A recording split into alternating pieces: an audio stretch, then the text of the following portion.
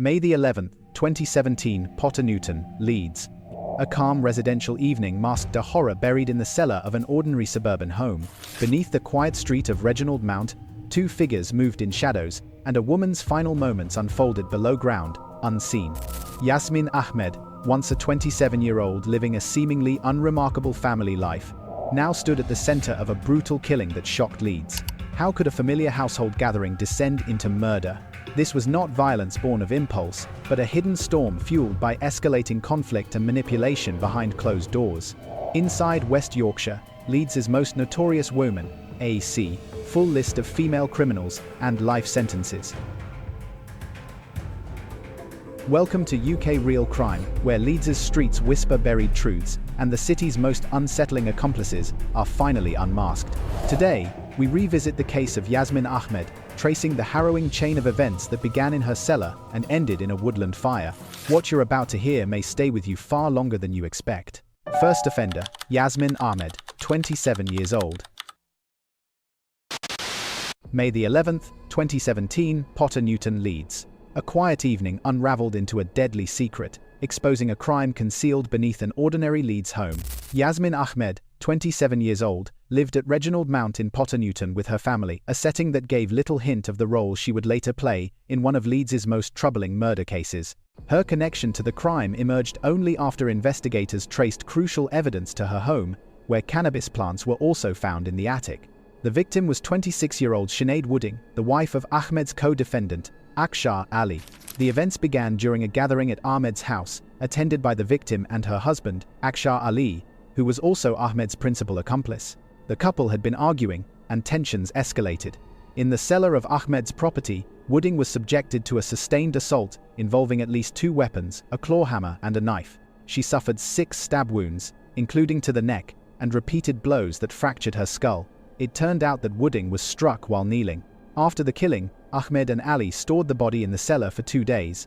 During this time, they formed calculated plans to destroy evidence. In the early hours of May the 14th, neighbors saw 2 people carrying what appeared to be a wrapped body from Ahmed's rear entrance and placing it into a vehicle. CCTV further captured a Volkswagen car transporting Wooding's remains.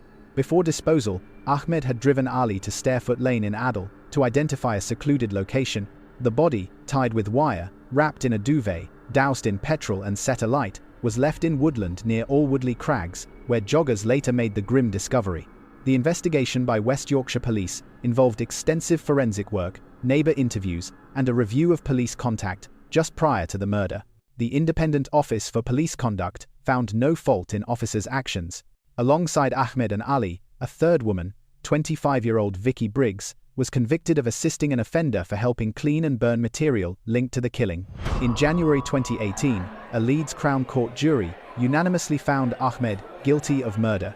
She received a life sentence with a minimum term of 22 years. Briggs was sentenced to 4 years. Wooding's family told the court they were devastated, describing the treatment of her body as disgusting and emphasizing the lifelong trauma for her 4 children. As this case demonstrates, danger can emerge within familiar spaces. Being aware of escalating conflicts, maintaining safe boundaries during volatile situations, and seeking help when relationships turn threatening are essential protections that may prevent tragedy. In the end, this story reminds us that hidden violence often waits behind closed doors, unnoticed, until its consequences can no longer be concealed. Second offender, Michelle Spencer, 37 years old.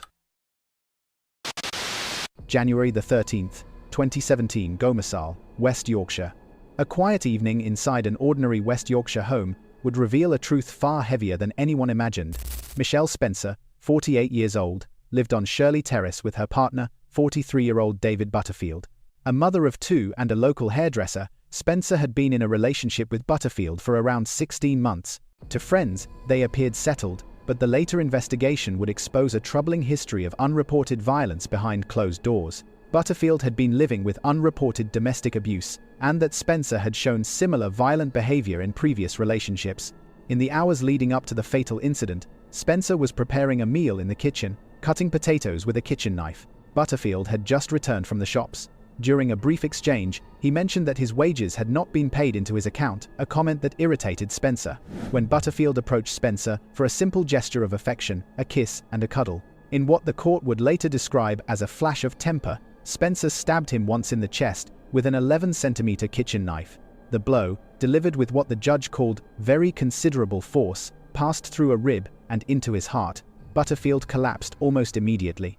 Spencer called emergency services but falsely claimed he had been stabbed outside or by an unknown attacker.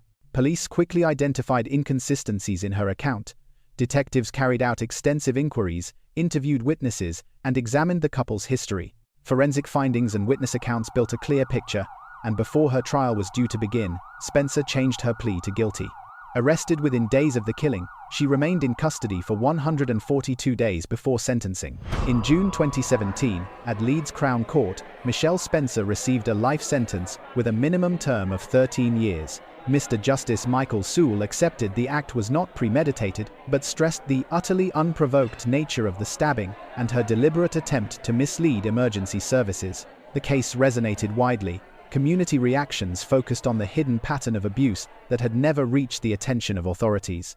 Investigators highlighted the importance of recognizing that domestic violence can affect anyone, regardless of gender, and urged victims not to suffer in silence. Tragedies like this remind us that danger can exist in the most familiar spaces, and a single moment of unchecked anger can alter countless lives forever. Third offender, Deborah Thompson, 32 years old, with Stephen Thompson, 43 years old. June the 17th, 2022, Woodhouse, Leeds. A woman walked through a pedestrian stretch of Rosebank Road, unaware that within minutes she would become the center of a violent street assault that would shock the local community. The offender was Deborah Thompson, 32 years old, a mother of 5 living on Brown Hill Terrace in Hare Hills. At the time of sentencing, she held a long criminal history, 15 convictions for 65 offenses, including violence, assaulting a police officer, and racially aggravated battery. Her brother, Stephen Thompson, 43, of Vesper Place, Leeds, acted alongside her. Their victim was an unnamed woman who recognized Stephen as she passed the group. What began as shouting over drugs escalated into a sustained and coordinated attack. Deborah Thompson instigated the confrontation. The woman was approached, surrounded, and shouted at about drugs. Thompson launched the first blows, pulling the victim's coat across her face and striking her repeatedly. When the woman fell, Thompson kicked her and wrapped her legs around the victim's neck in an attempt to choke her. Witnesses later described the woman curled up in a ball as others in the group encouraged the assault, shouting for the siblings to kill her. During the attack, Thompson continued to demand drugs. As the victim attempted to defend herself, she pulled out a bladed implement, which caused an injury to Deborah Thompson. At that moment, Stephen Thompson joined the assault. He retrieved a broken wine bottle and struck the victim around the head with it. The woman was left struggling to breathe, suffering lumps and cuts, but eventually managed to escape toward nearby help. After the incident, the victim was taken to hospital, and the police immediately opened an investigation. The police have summoned both of them, and police investigators reconstructed the events through witness accounts and CCTV footage. The victim recognized Stephen Thompson, which established his presence at the scene. Both siblings were interviewed and initially denied involvement, with Deborah Thompson claiming she acted in self-defense. Despite these denials, the evidence against them was substantial. At an adjourned plea, trial, and preparation hearing, both pleaded guilty to violent disorder. The case proceeded to sentencing at Leeds Crown Court in November 2022. Appearing via video link from HMP New Hall, Deborah Thompson heard Judge Singh reject arguments that her behavior was out of character, citing her extensive record of violent offending. Her personal circumstances were noted: a violent upbringing, 2 relationships involving domestic abuse, substance misuse issues, and current struggles with anxiety and depression. However, these factors did not outweigh the seriousness of the offense. She was sentenced to 2 years in prison, serving half in custody before release on license. Stephen Thompson received 21 months. A 5-year restraining order was issued to protect the victim. Community reactions centered on the disturbing level of violence carried out in daylight, in a residential area, and involving multiple people. The case highlighted ongoing concerns about street disorder, substance misuse, and the risks faced by vulnerable individuals confronted by volatile groups. Violence that ignites in seconds can shape years of consequence, reminding us that unchecked anger often leaves the deepest wounds. Fourth offender, Neesha Gohil, 33 years old. December the 15th, 2023, Leeds, West Yorkshire. A routine drug surveillance operation would soon uncover a hidden network moving Class A substances across West Yorkshire on an industrial scale. The offender at the centre of this case was Neesha Gohil, 32 years old, living on Branwell Avenue in Batley. She was an integral player within a multi-million-pound organised crime group supplying cocaine, heroin, and crack cocaine destined for the streets of Leeds. Her principal co-defendant, Jordan Walker, 31, operated from an address in Wakefield. They formed part of a wider network believed to be led by an individual who has since fled to Dubai. The criminal activity under investigation took place between November 6, 2022 and March 14, 2023. During this period, the organised crime group distributed Class A drugs cut with agents such as caffeine, paracetamol, and bicarbonate of soda. Walker rented a storage unit in Birstall, paying £78 a month, where drugs were bulked out and prepared for onward distribution. Gohil acted as a trusted courier, delivering cash to Walker's address at least twice a week. The scale of the operation grew clearer as police monitored repeated movements of money, materials, and packages. When the investigation later expanded, it became evident that the group had been linked to a series of firearms discharges in South Leeds, illustrating the level of violence connected to the trade. The turning point came in March 2023, when West Yorkshire Police executed coordinated warrants across Batley and Wakefield. Inside Walker's rented storage unit, officers uncovered significant quantities of cocaine, MDMA, and cutting agents. Across the full operation, police seized roughly 100 kilograms of Class A drugs and over £160,000 in cash. Gohil was arrested earlier that year as the investigation unfolded, though the precise date was not detailed in the reports. She did not resist arrest, and no statement regarding her personal motive was recorded. Her role, however, was confirmed through surveillance, recovered evidence, and analysis of financial activity. The case proceeded to Leeds Crown Court, where both defendants were charged with multiple conspiracies to supply Class A drugs. In December 2023, Gohil received a sentence of 5.5 years in prison for her part in the organised operation. Police officials stated that they hoped the sentences would act as a deterrent to those considering involvement in drug trafficking. International inquiries remain ongoing in efforts to trace the suspected ringleader, believed to have left the United Kingdom. Community reaction largely focused on the seriousness of the offences and the scale of the drugs operation. Police emphasised that dismantling the network directly reduced associated violence, reflecting the broader harm drug supply brings to local neighbourhoods. Criminal enterprises often thrive in silence until one investigation exposes how widely their impact spreads across a community. Fifth offender, Nicola Esson, 55 years old. July 14, 2023, Isleworth, London. What looked like a series of ordinary business-class flights to Dubai would soon expose one of the largest cash smuggling operations ever uncovered in the United Kingdom. The offender was Nicola Esson, 56 years old, living on Stanks Drive in Swarcliffe, Leeds. She was an important cog in a vast money laundering wheel, one that moved more than £104 million in criminal cash out of the country between 2019 and 2020. Her role was not violent, but it was central to sustaining organised crime. There was no single victim. Instead, the profits of drug dealing and associated criminality became the financial harm directed toward communities throughout the United Kingdom. Esson's involvement centred on 3 trips she made in August and September 2020. Travelling business class to take advantage of the increased luggage allowance, she checked in 19 suitcases across her journeys. The combined weight of her luggage approached half a ton. Upon arrival in Dubai, she declared £6.4 million in cash money, believed to be the earnings of drug distribution networks across the country. Couriers such as Esson were typically paid around £3,000 per trip. The overriding motive was financial gain. The operation itself was sophisticated. The cash was vacuum-sealed, often containing roughly £500,000 per suitcase, and coated with coffee or air fresheners to disguise its scent from sniffer dogs. Couriers carried letters from a company called Omnivest Gold Trading, providing a veneer of legitimacy when declaring the money on arrival in the United Arab Emirates. Many of the couriers, including Esson, communicated through a WhatsApp group called Sunshine and Lollipops, where instructions were issued and travel patterns coordinated. Behind the scenes, the ringleader Emirati national Abdullah Al-Falasi oversaw the network before fleeing abroad. The breakthrough came after the arrest of another courier, Tara Hanlon, in October 2020. Her detention triggered a wider National Crime Agency investigation. Throughout 2021, the NCA worked with Border Force and international partners to trace the couriers, analyze flight patterns, and link the suitcases, declarations, and revenue trails to one coordinated enterprise. Esson was arrested in May 2021 as officers moved to dismantle all stages of the laundering chain. The case proceeded to Isleworth Crown Court. In April 2023, Esson was convicted of removing criminal property. In July that year, she received a sentence of 22 months, suspended for 2 years, reflecting her role within a larger hierarchy, but acknowledging her involvement in an operation described as industrial in scale. Other couriers received custodial sentences, and Al-Falasi was jailed for more than 9 years. Community response centered on the scale of the illicit finance flow. The NCA highlighted that the cash smuggled abroad was the lifeblood of organized crime groups, feeding drug markets and fueling violence across the United Kingdom. Removing couriers like Esson, they argued, disrupted the financial engine that allows organized crime to persist. Criminal networks often rely not on violence, but on quiet cooperation until one arrest reveals how far the money truly travels. Sixth offender, Tara Hanlon, 30 years old. October 3, 2020, Heathrow Airport, London.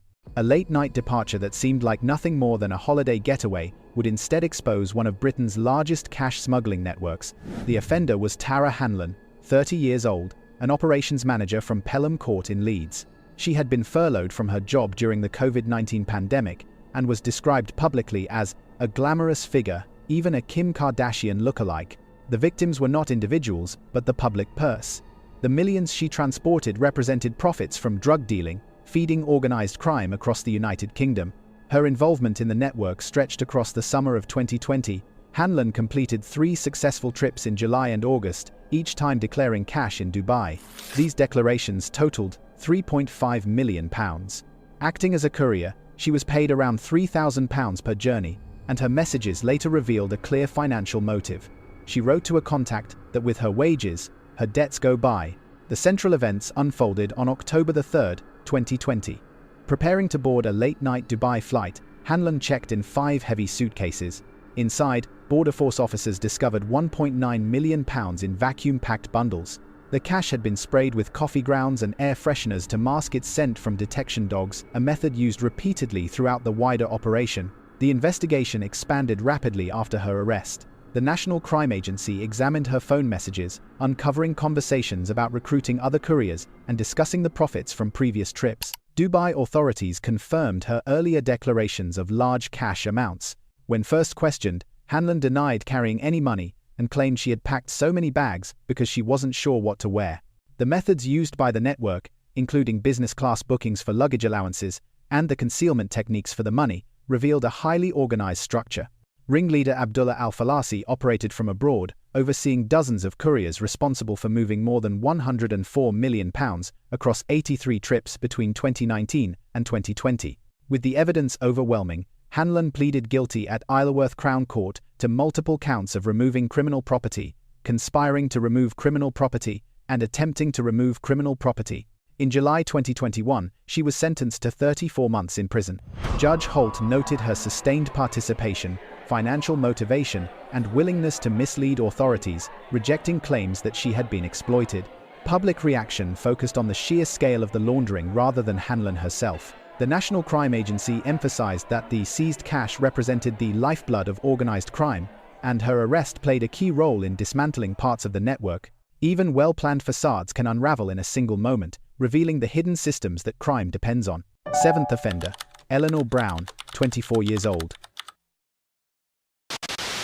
August 21st, 2022, Morley, Leeds. A decade-old secret, buried and never resolved, resurfaced in a way no one could have foreseen. The offender was Eleanor Brown, 24 years old at the time of sentencing. She lived on Peel Street in Morley, Leeds, and grew up carrying the emotional fallout of her father Jeff Brown's affair with a fellow police officer in 2012. The unnamed woman at the center of that affair became the eventual victim of Eleanor's calculated and escalating campaign of revenge. Encouraged by her mother, Sara, and her sister, Sophie, both former police officers, Eleanor transformed a family grievance into a digital assault that spiraled across social platforms and ultimately into the criminal courts. The chain of events began in August 2022, when Eleanor discovered that the victim's husband had launched a business page online. The discovery reignited feelings that had simmered since her teenage years. She first posted abusive and derogatory comments on the business page, attacking the victim in crude terms. When that failed to provoke the reaction she sought, she escalated. She sent the victim's husband intimate images of his wife, images her mother had supplied. Still unsatisfied, she moved to the most damaging step, creating a fake escort profile. The profile, built using the victim's naked photographs, was titled, "Ex-Police, with all my uniform which I like to wear for my clients." Eleanor listed the husband's mobile number, ensuring he would bear the immediate fallout. Within 30 minutes of the advert going live, he received 8 calls and 13 text messages. Eleanor then extended her campaign further by sending a lengthy and hostile message to the victim's daughter, who had been unaware of the affair, telling her that she would never be allowed to forget what her mother had done. The investigation that followed uncovered phone messages showing how Eleanor was egged on by her family, particularly Sophie, whose involvement later resulted in a gross misconduct ruling that would have led to dismissal had she not already resigned. Police traced the creation of the escort profile to Eleanor and documented the sequence of online actions that formed the heart of the offense. Brown was arrested during the course of the investigation, though the precise date was not publicly recorded. Her initial denials collapsed only halfway through the trial, after the victim and her husband had been forced to testify, an act the judge later described as the ultimate act of brinkmanship. On October 21, 2024, at Leeds Crown Court, Eleanor Brown pleaded guilty to 2 counts of disclosing private photographs without consent. Judge Alex Menery rejected any suggestion of momentary loss of judgment, calling her actions vindictive, selfish, and vengeful, highlighting her staggering lack of remorse. She received a 3-year custodial sentence, imposed as consecutive terms of 2 years and 1 year. Public reaction centered on the cruelty of the digital attack and the profound distress inflicted on the victim, who described feeling violated, anxious, and constantly fearful that the images might resurface. The case also underscored the seriousness with which courts now treat the non-consensual sharing of intimate images.